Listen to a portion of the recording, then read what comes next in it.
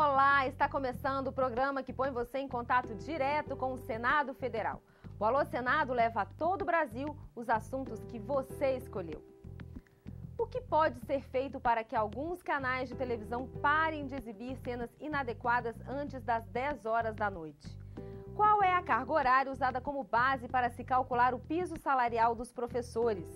Quais são os projetos voltados para o saneamento básico no Brasil? Em que pé estão as propostas para reduzir o ICMS nos estados?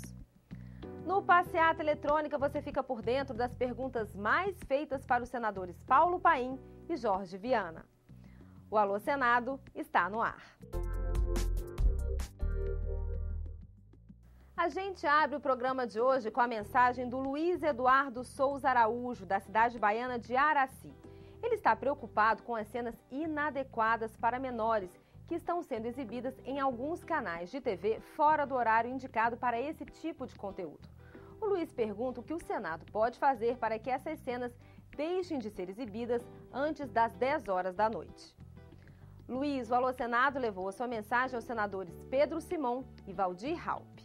Olha, já existe, eu não sei o número da lei, mas já existe uma legislação específica para as redes de televisão, né, exibir esses programas não apropriados para menores. No norte do Brasil tem o problema do fuso horário. Lá no norte também já estão passando esses programas em horários diferentes. Eles gravam e depois passam num outro horário, né, um pouco mais tarde, para que as crianças, por volta aí de 7, 8, 9 horas da noite, não possam assistir esses programas. Mas a legislação brasileira é bem clara, né? Programas inadequados são proibidos de passar e as televisões têm que falar, quando está passando o programa, que naquele horário seria inapropriado para aquela faixa. Agora, cabe também um pouco, é muito difícil você controlar tudo isso, cabe um pouco aos pais também, né? Poder dar outra atividade aos filhos, colocar o filho dormir mais cedo, se for criança, né? Para não assistir esses programas, principalmente no período da noite. Já existe uma legislação no Brasil específico para a televisão. E ela faz a fiscalização e determina quais são os horários que os programas podem ser apresentados. As novelas, por exemplo, as novelas que são apresentadas às 8 horas, às 19 horas, são novelas mais leves, mais simples. Novela que tem cenas mais pesadas só depois das 10 horas. Isso vale para filme, está em vigor. A legislação existe e deve ser cumprida. O que está acontecendo é que as emissoras de televisão estão abusando e botando fora do horário esses programas, de um lado, e de outro lado o governo, que tem a fiscalização, não está executando. Lá da cidade de Jacarezinho, no Paraná, o Alô Senado recebe a mensagem da Janete Cristina de Andrade. De acordo com a Janete, os professores da rede pública de ensino têm uma carga horária de 20 horas semanais. Com base nisso, ela pergunta por que o piso salarial dos professores é calculado sobre 40 horas semanais e não 20. Quem esclarece essa questão para a gente é o senador Cristóvão Buarque. Janete, nós temos 2 regimes de trabalho do professor, os de 40 horas e os de 20. O piso foi feito para aqueles que optaram por 40 horas na sua jornada de trabalho. E lembro que a lei do piso diz que das 40 horas de jornada, ele tem que dar 28 horas de aula. O resto é para receber alunos, para preparar aulas, para ler dentro da escola. Então, o piso é feito para os professores que têm 40 horas. Os que têm 20 têm um regime diferente, porque não podem ganhar o mesmo que aqueles de 40. E o Passeata Eletrônica continua investigando o diálogo entre os parlamentares e os seus seguidores nas redes sociais. Hoje você fica sabendo quais são as perguntas que os internautas mais fazem aos senadores Jorge Viana e Paulo Paim. A pergunta que mais me fizeram e continuo fazendo é se acabar ou não com o fator previdenciário. Eu quero dizer que o fator previdenciário é uma lei de minha autoria, o projeto de lei, né? Eu já aprovei o fim dele aqui no Senado, aprovei por unanimidade, tive apoio de todos os partidos, é bom que se diga, e também o reajuste dos aposentados foi muito solicitado, também já aprovei aqui no Senado, está na Câmara, e a recuperação das perdas, também de minha autoria, os 3, já aprovei no Senado, está na Câmara. Esses 3 foram o que mais demandou, Twitter, enfim, todas as redes sociais. Mas a pressão das redes sociais é importante para que a Câmara vote essas iniciativas que vão trazer benefícios para os trabalhadores e para os aposentados. Eu tenho cobranças, estímulo todos os dias.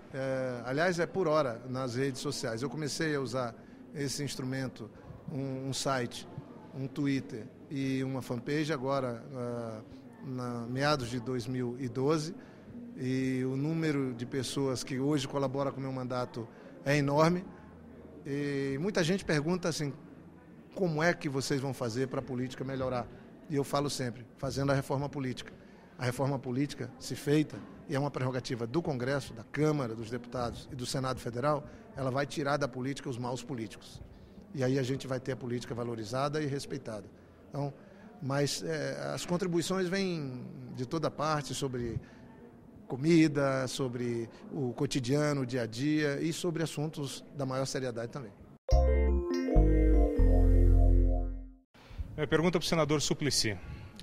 Além do seu trabalho, da sua história em cima do renda mínima, eu gostaria de saber se o senhor tem algum projeto para a área de saneamento básico do Brasil, que é onde que eu acho que o Brasil tem uma grande deficiência em relação aos outros países, aos grandes países do mundo. E eu acho que é o caminho que o Brasil precisa trabalhar para chegar no porte desses outros países. Meu caro Vinícius, é importante a sua questão sobre o saneamento básico.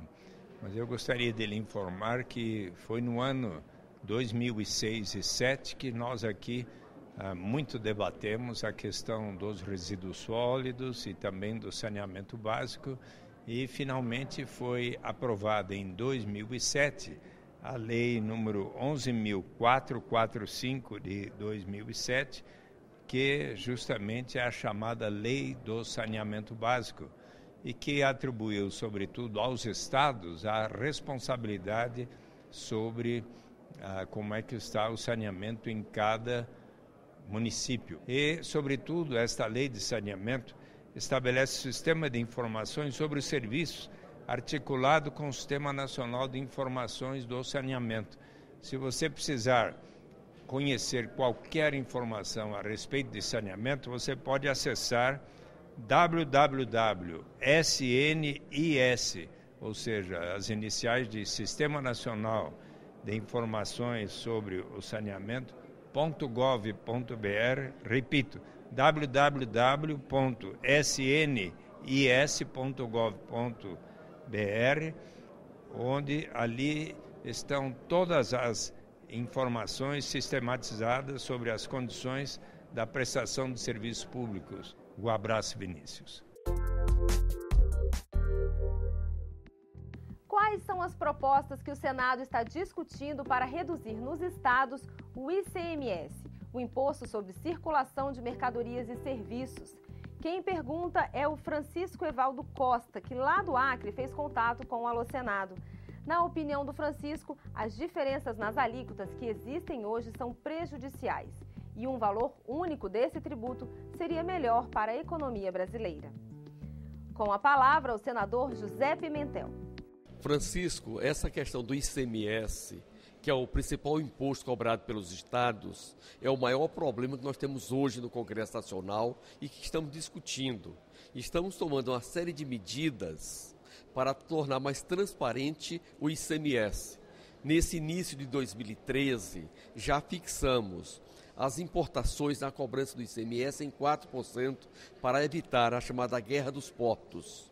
Estamos discutindo aqui no Congresso Nacional a medida provisória 599, que ela trata do ICMS entre os estados, chamado Imposto Interestadual, num processo que hoje os estados do Sul e Sudeste, quando mandam as suas mercadorias para a região Norte, Nordeste e Centro-Oeste, eles cobram 7%.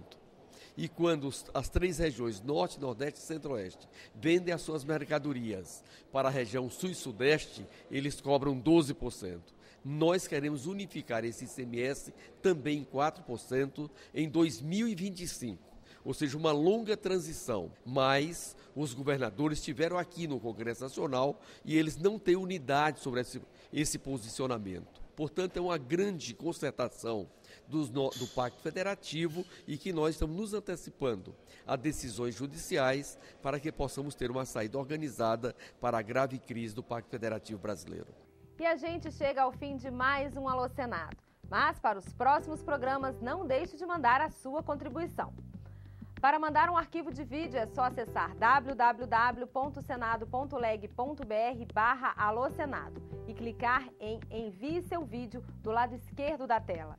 Por telefone, ligue de graça para o 0800 61 22 11.